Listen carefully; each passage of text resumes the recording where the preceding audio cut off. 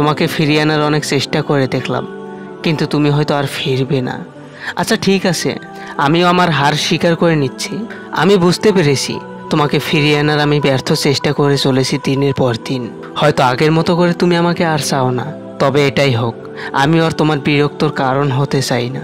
কিন্তু তুমি কি জানো আমার কষ্টটা কোথায় হচ্ছে? আমি আবারও ব্যর্থ হলাম। না, তোমার কাছে নয়, আমি ব্যর্থ হলাম আমার ভালোবাসার কাছে।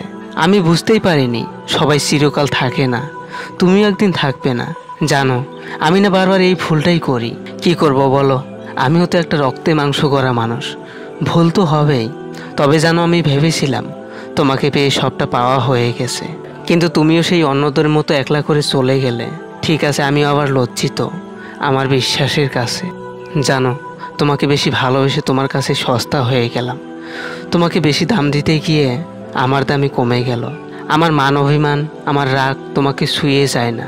তুমি বুঝে গেছো, যাই হয়ে যাক না কেন আমি তোমাকে ছাড়বো না। আমি এমন সস্তা হতে চাইনি, আমি চাইনি তোমার কাছে সহজলভ্য হয়ে যেতে। আমি তোমাকে একটু বেশি ভালোবেসে ফেলেছিলাম, ঠিক আছে না? বেশি ভালোবাসতে গেলাম কেন? তুমি কি আমাকে বলেছিলে যে আমাকে বেশি ভালোবাসো? না, বলো নাই তো। আমারই দোষ। ভুলে যাওয়ার মতো সাধ্য নেই, আর তোমাকে ফিরে পাওয়ার মতো ভাগ্যও নেই।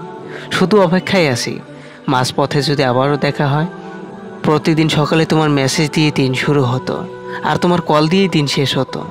আর এখন আমার দিন শুরু হয় আশা দিয়ে এবং শেষ হয় কান্না দিয়ে। আমাকে ছাড়াও জীবন চলে।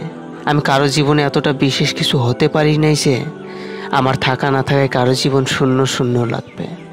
আমি খুবই শান্ত একজন মানুষ। আমাকে কেউ তার জীবন থেকে হারিয়ে ফেললেও তার কোনো আফসোস হবে না।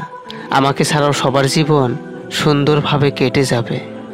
যাকে একবার ভালোবাসা যায়, সে যদি পৃথিবীর শ্রেষ্ঠ পাপী হয়, তবু তাকে ঘৃণা করা সম্ভব নয়। যদি ঘৃণা করা সম্ভব হয়, তবে সেটা কখনোই ভালোবাসা ছিল না। সমবয়সী রিলেশনশিপ নিয়ে কিছু কথা।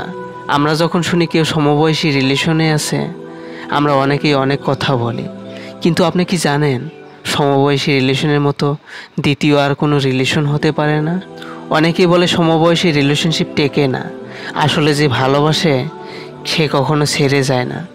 সমবয়সী রিলেশনশিপে যতই ঝামেলা লেগে থাকুক, দুজন দুজনকে খুব ভালোবাসে, দুজন দুজনকে খুব ভালোভাবে বুঝতে পারে। তাই বলছি, সমবয়সী রিলেশনগুলো সব থেকে বেশি সুন্দর। এক নারীতে আসক্ত থাকা পুরুষ যখন সব কিছু শেষ করে ছটফট করে, তার প্রিয় মানুষের জন্য পাগলের মতো কান্না করে, আফসোস সেই নারীর প্রতি যে পাগলের ভালোবাসা বুঝলো না।